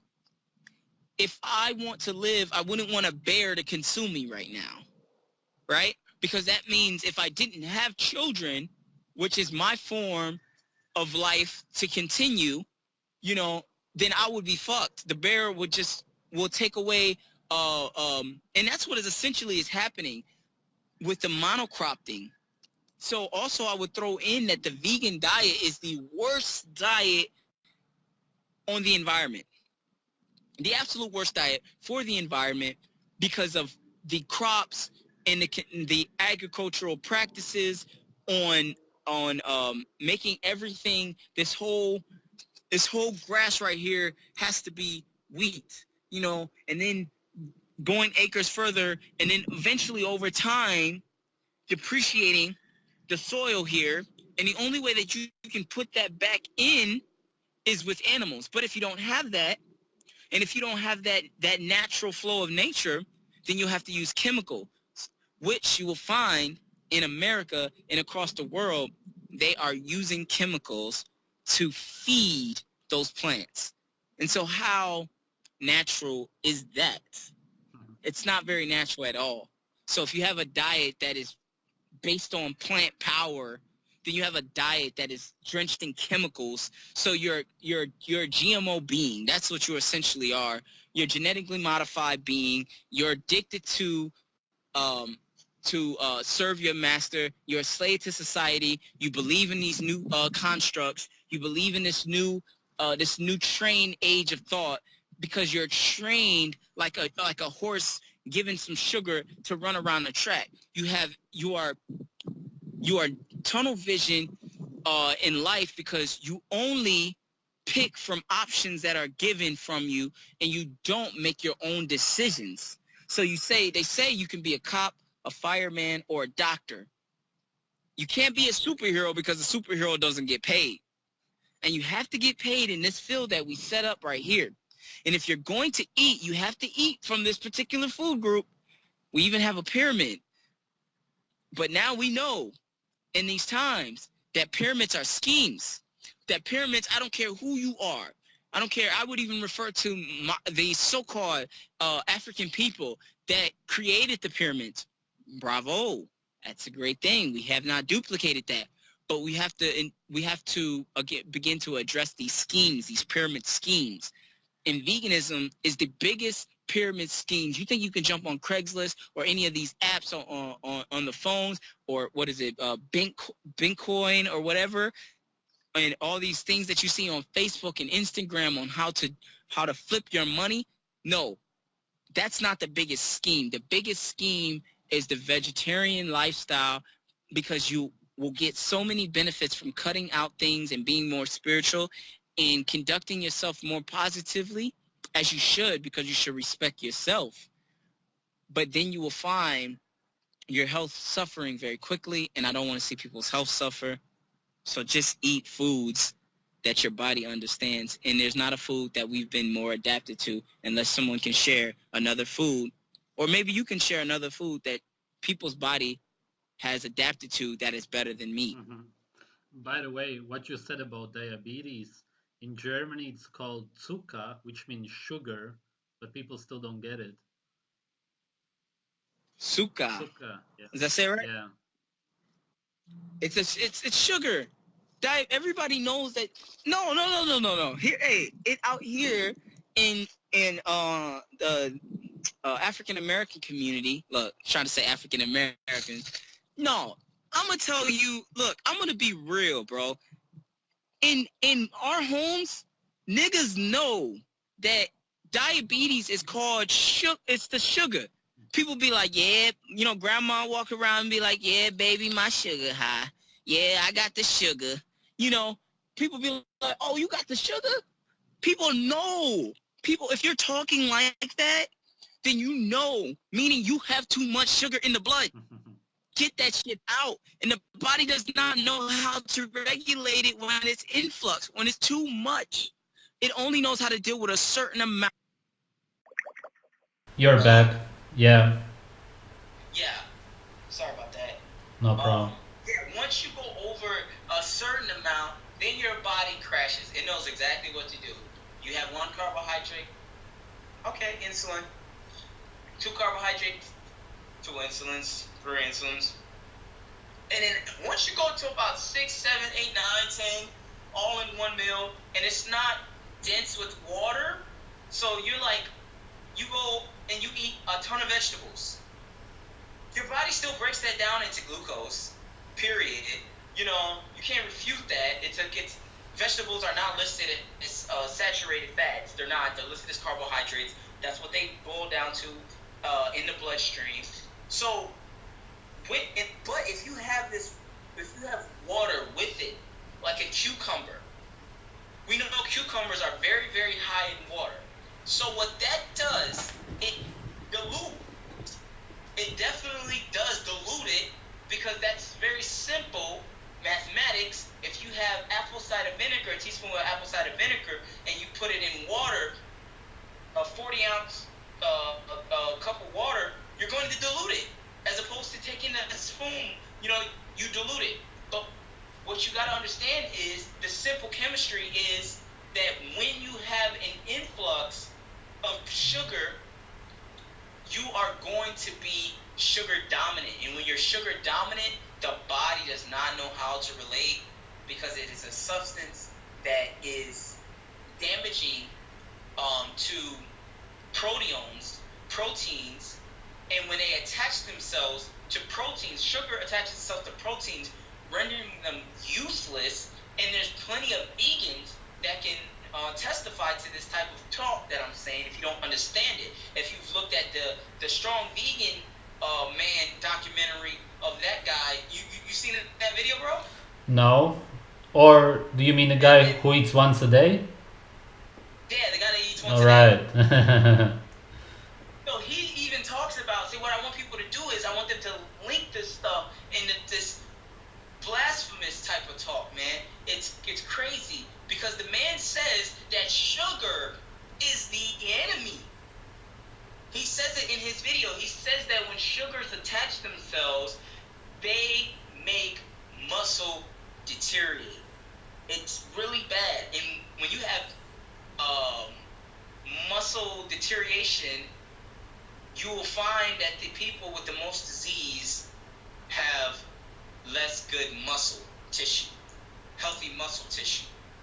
And I would even say that people that are on a standard American diet have better muscle tissue than vegans. Of course. That is a fact.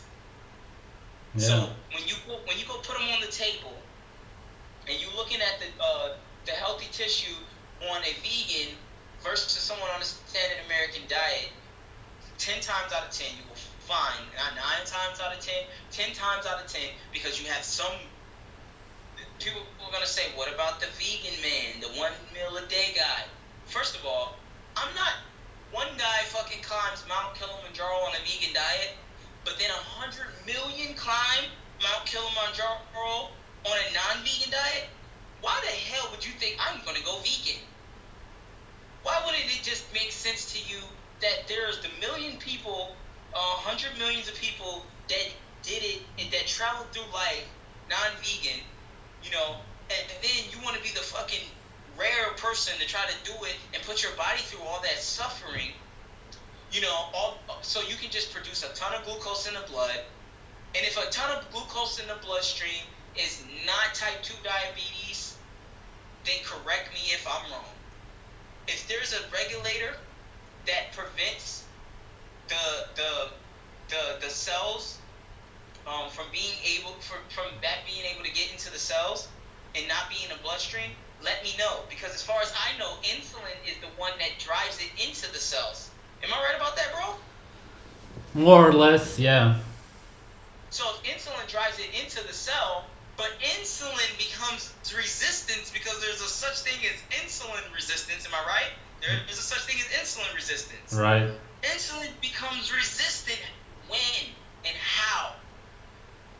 When there is too much sugar in the blood.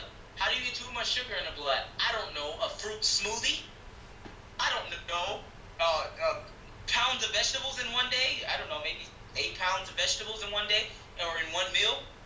Like people that believe in plant power, not saying that plants are not beneficial, but understand that there are bioactive compounds that we have not concluded as a society on how it actually affects human beings. But we are now understanding that there are intolerances, histamine like effects, and allergenic like effects through vegetables that can harm you because plants don't have teeth.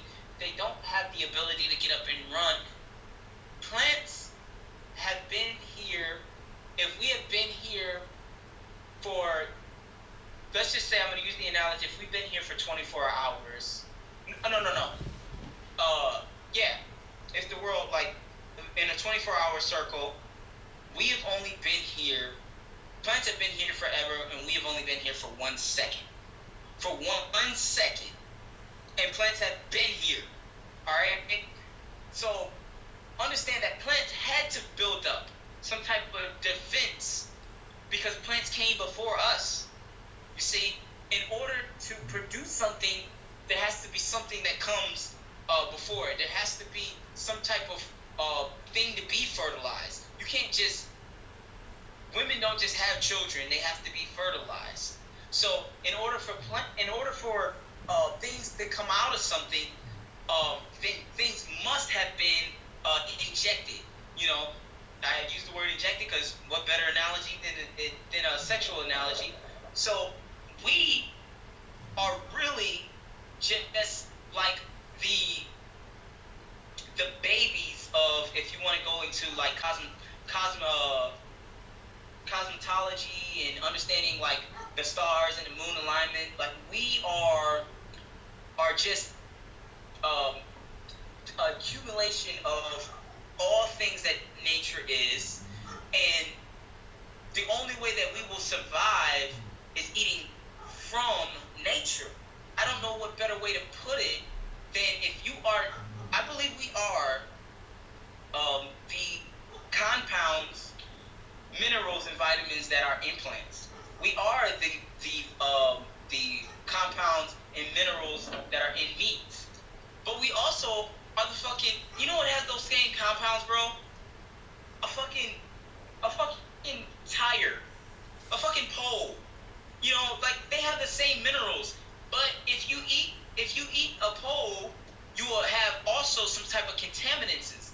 So it'd be best that you get it from what it, in its purest form. You should go for the organs because the organs have this ability that we don't quite understand yet. But from experimentation, you'll find that there's an easy digestion and there's a healing and a connection to each particular organ.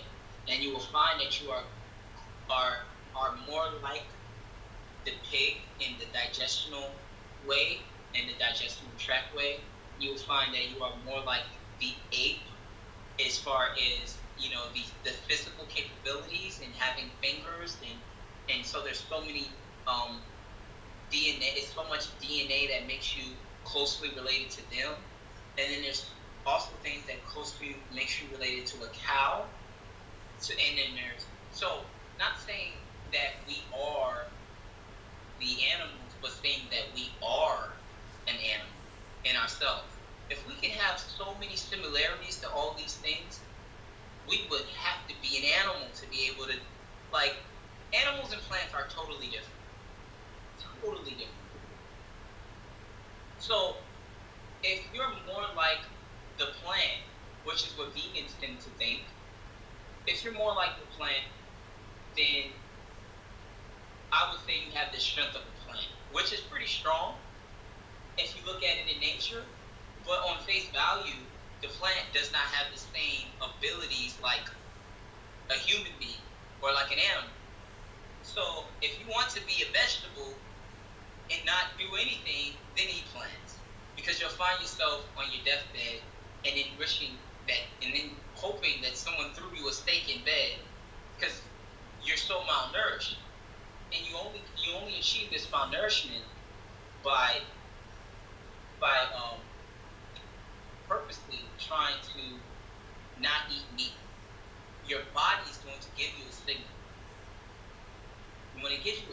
bro, you just gotta take it, man. I think that's the best thing to tell people, man. I think they need to know that once you have that dream about pizza, you know, it's not the pizza that it's important that I'm not saying, yo, go eat the pizza.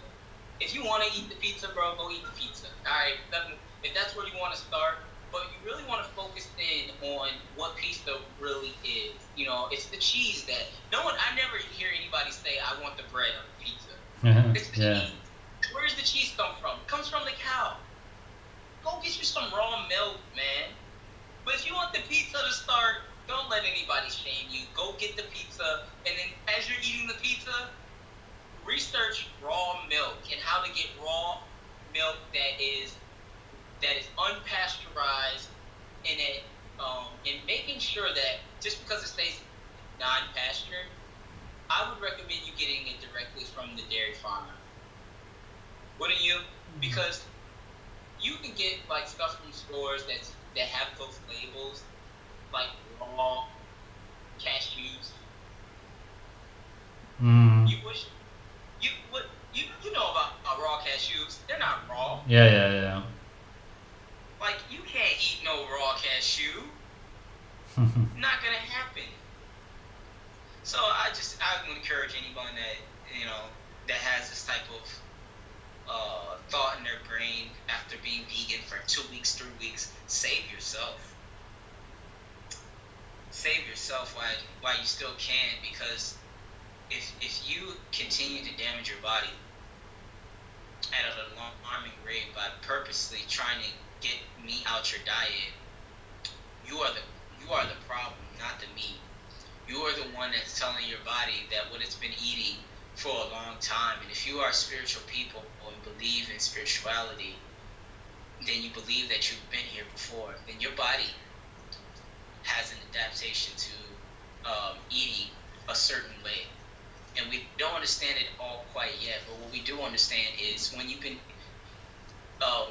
eating something a certain way, your body has the ability to adapt to it. And so then you just ask yourself, have we been eating Snickers bars? Look at the back of a Snickers and you see how long they've been in business. No, we haven't been eating Snickers bars. Look at the back of that grain product from wherever the hell we were getting it from and see how long they've been in business. You know? And then go into the historical origins of grains and figure out when did we start eating grains. Now, figure out when animals were here. Well, it seems like animals were here quite a long time. And way before processed refined sugars, way before green banana, way before a yellow banana, and all these other foods. I believe that fruits have been here for quite a while. Would you agree with that? Sure. So, there's no argument there, man. Plants produce fruits but would you also agree that the fruits that we buy from the store are cultivated? Right. And that they do not, in no way, shape, or form, resemble foods from nature. Yeah. So when it doesn't even resemble something, when it doesn't resemble, it doesn't even have the same look. Like, they can't even make it look the same. That tells you how modified it really is. Because when something's affected on the outside, it's really affected on the inside, huh? Right. The chemicals that they use, the process. Well, it's not a huge process. It's just, it's a matter of gene pooling from the watermelon, and it's 22. Man, bro, it's a bunch of trash, bro. Because if you have to extract something from a plant, then it's a chemical induced process. It's no way, shape, form natural. You need a machine to do it, and in order to have in order to produce a seedless watermelon or even a seeded watermelon, to look and have so much flesh because people think a seeded watermelon is good now in the health community. In order for it to have so much flesh and so less seeds now, because remember, this seeded watermelon's got like 80 seeds, man. But if you go look at a wild watermelon, holy shit, you might see like 80 seeds in like, you know, a 1/2 of it. You know what I mean? It's not enough. It's not enough evidence that shows us that these seeded fruits that are not from nature is good for us. So it's not enough evidence that shows GMO fruits have any benefit. Cultivated fruits, if you don't understand what I mean by GMO, cultivated fruits by man have any benefit. And that's all fruits. That's strawberries, that's raspberries, that's blueberries. That's not saying that these foods are bad. I'm simply saying that man's hands has been on it, and when man gets to it, he has shown time and time again that he's not good at helping. He only hurts us. And the best mother, the best nurturer for us is nature. And eating from nature, and the only foods that nature produce is plants. And plants want to live. Humans want to live. Animals want to live. So what does that mean? Humans will fight for their life. Animals will fight for their life. And I don't know if anybody's told them, but plants will fight for their life. You consume these plants and you eat nothing but these plants, you will die. I strongly believe that, because these compounds, it's almost like plants. They say, we want you to keep eating us, because we already know what will eventually happen if enough of us get in your body.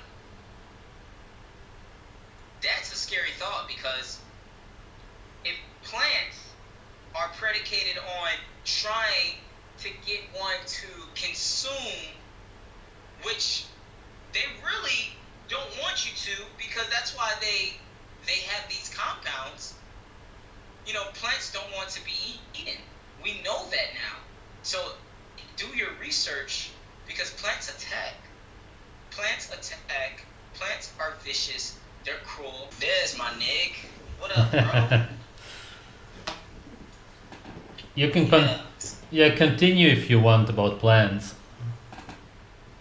Yo, so there's this illusion that like people believe that plants have no ability to affect the body.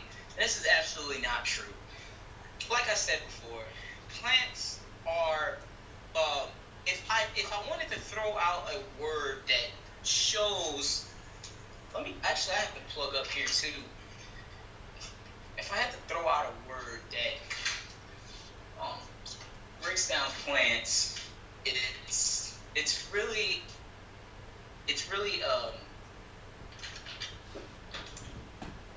bioactive compounds that we really don't understand quite yet. Some people do, people that are studying these things, but from what I know, they attack us slowly, because that's the only way they can. So we think that they're defenseless, and they're intelligent, and everything that is part of nature has an intelligent design. Humans, plants, and animals.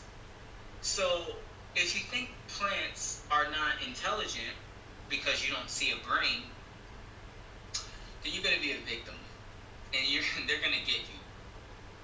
If you don't understand that plants have a physical, chemical, and the ability to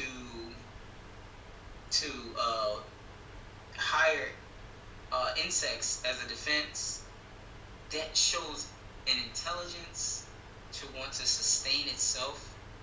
And if you want to kill something that wants to sustain itself, I don't think that means that you're vegan. I think that kind of just slaughters the vegan argument. Things that want to live and you're eating it kind of hurts the whole vegan claim. So that's how I feel about the plants. But really, I want to, talk about the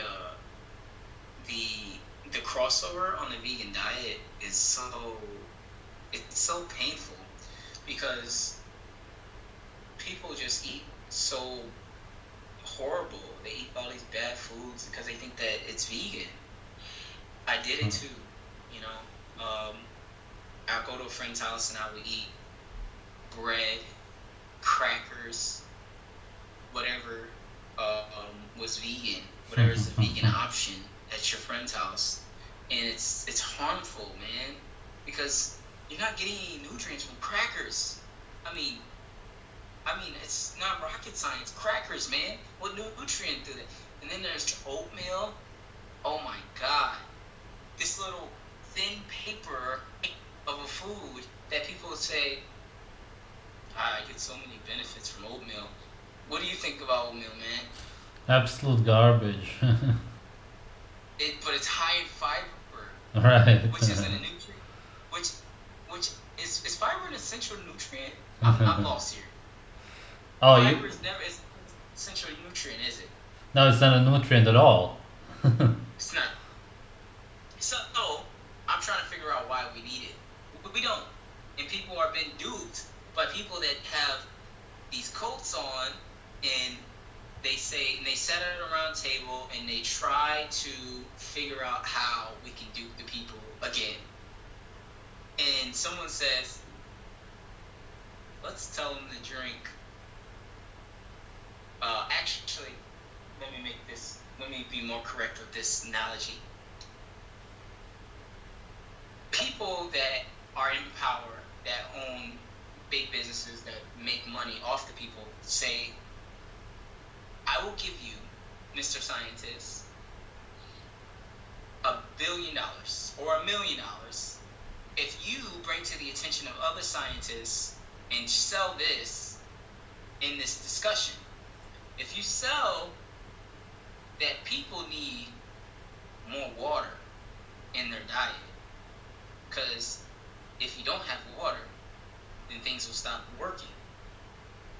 I think that's reasonable, the scientist says, and he takes that in, and he now tells people that we gotta drink 8 glasses of water a day.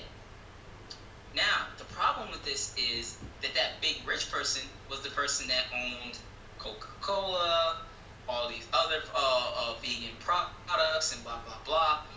And you'll find that the people that are funding the soda are also funding the water. Look it up. They got stock in the bottled water companies. So it's a gimmick what they're trying to do here with the people. And if you go into veganism like I did, under the realization of seeing yourself improving in health, consciously trying to make an effort, veganism is an act of religious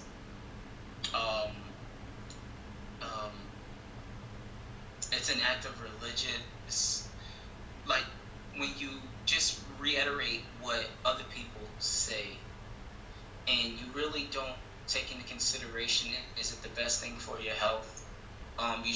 Somebody said that you don't need animals in your diet and you can get more protein from vegetables, and you just start stating that without doing your research, then you are doing yourself a disservice because you are not very serious about the health of yourself.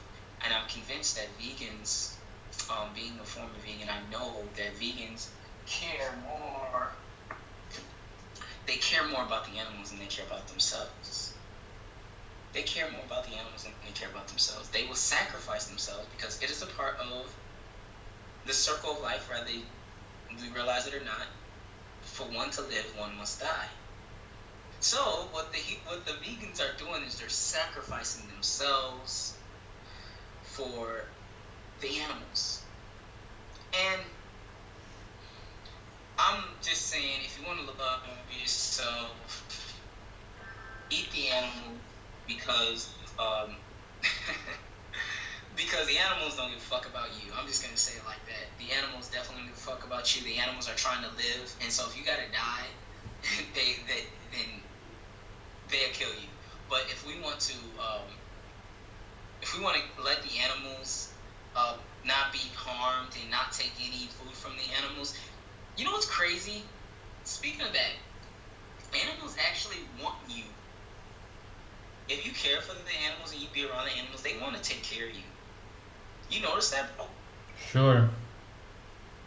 Like I'm by the dog, I'm sitting there by the dog, and he's like, man, dude, and if you're like hurting or something, like your dog will come up to you, it'll give you its damn domesticated ass kibbles and bits if it would heal you. They want to help you. Yeah. They want to. A cow would want you to drink its milk. Contrary to popular belief, it would want to heal you. It is nurture.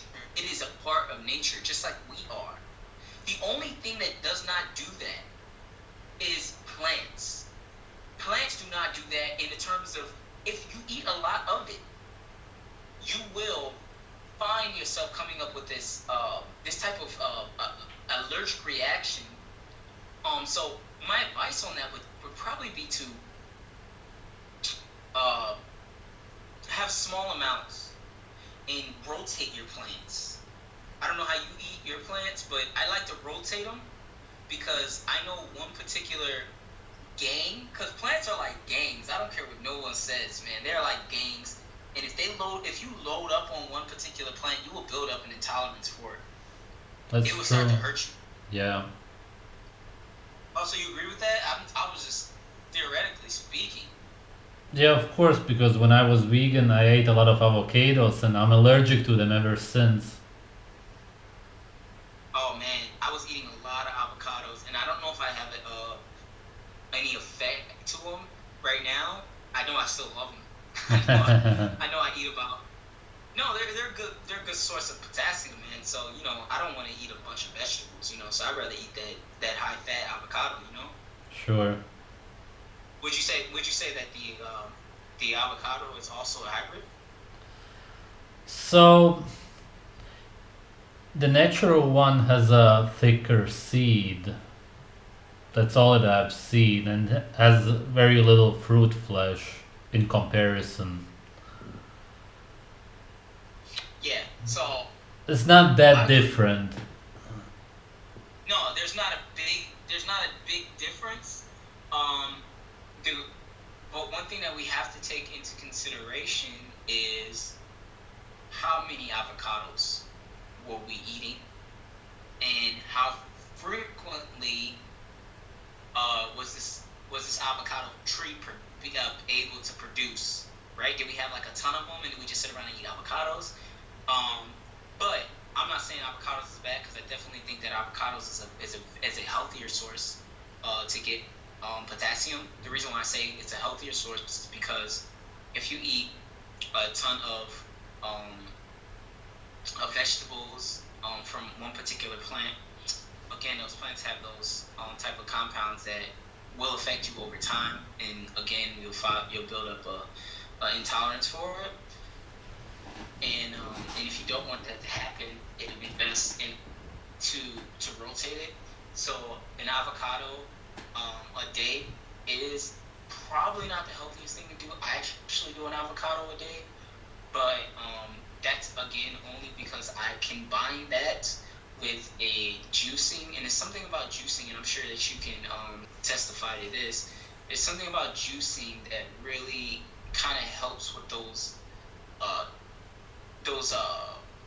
biocompounds. It kind of neutralizes them in a sense by juicing versus eating the vegetables cooked or whole or raw.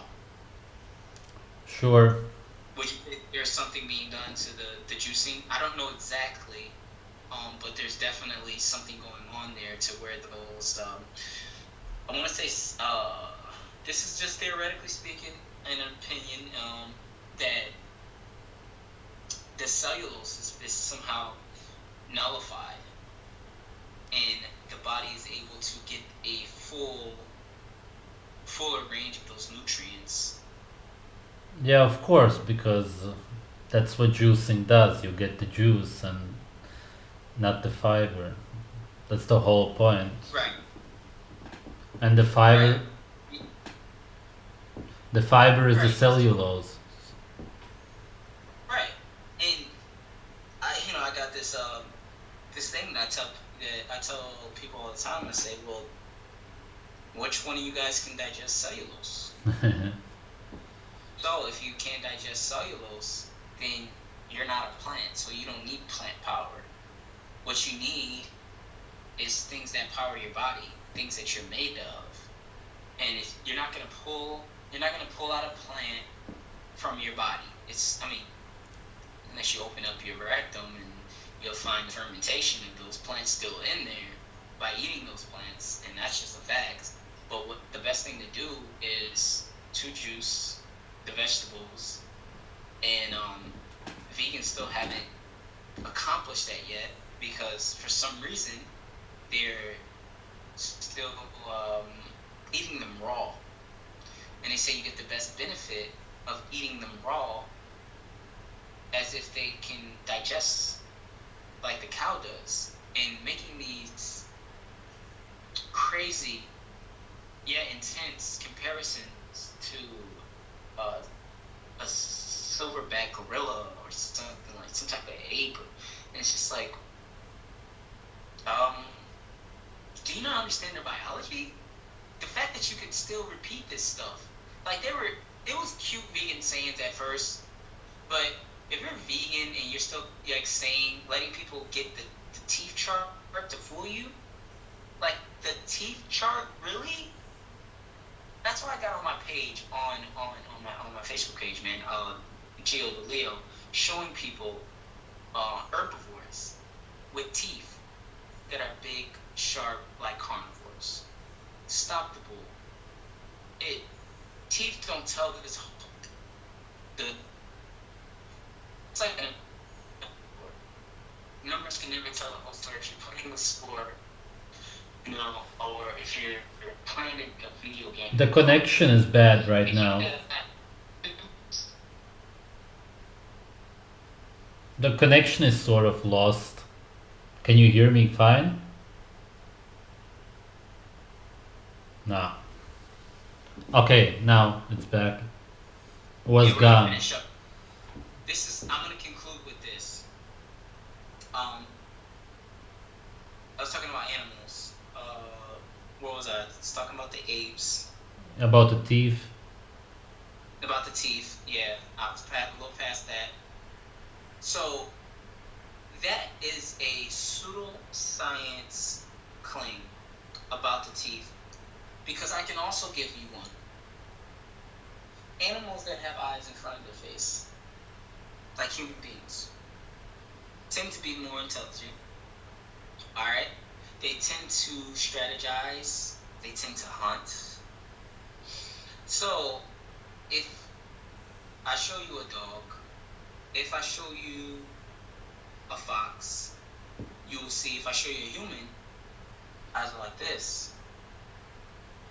But if I show you a bunny, eyes on the side. I show you a squirrel, you got the eyes on the side. If I show you just any being with the animal with the eyes on the side, you're going to see less intelligence and less ability for this animal to function in a team, to be able to have team-like strategies. So it's a pseudo science, and all animals that have eyes in front of the head, like this, and that can look forward and not eyes on the side. I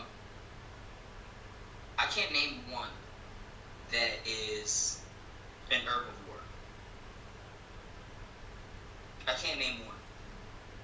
because somebody's gonna say, well, the gorilla, they have eyes like us, they have a nose like us.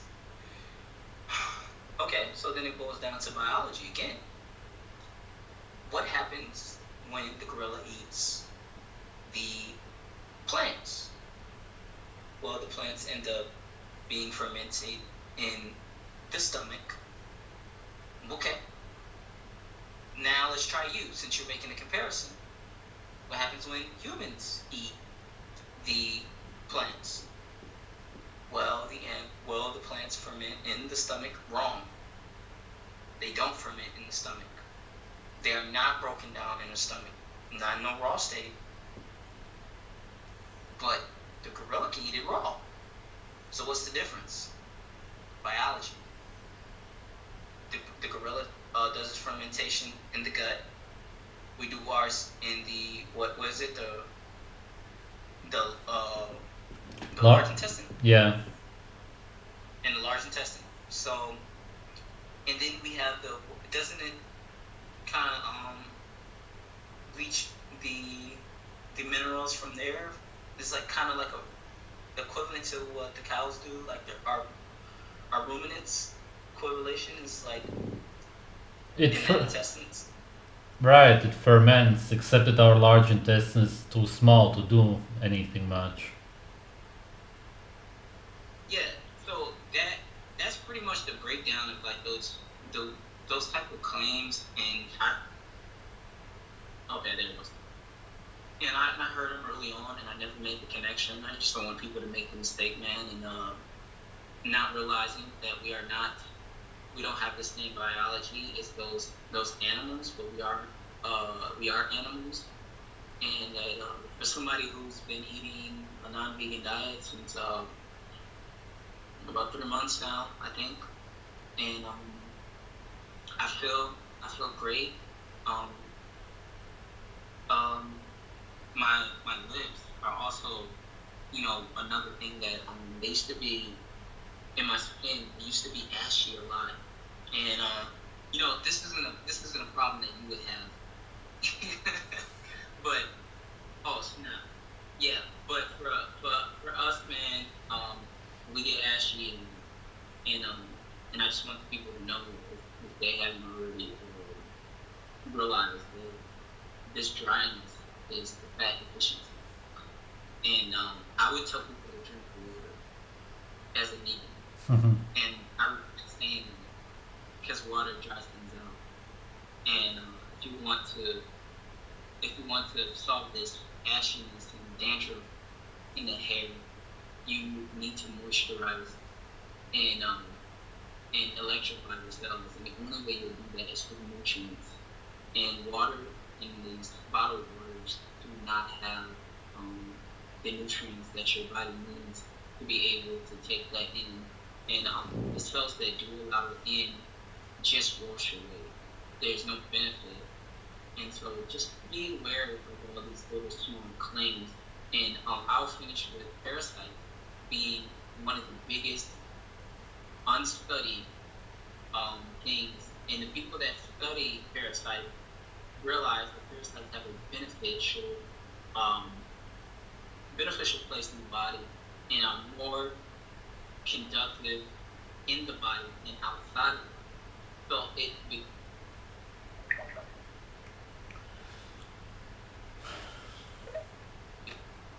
alright, I got a call, so I'm gonna have to get that one. Okay. But it is in the best interest of parasites to be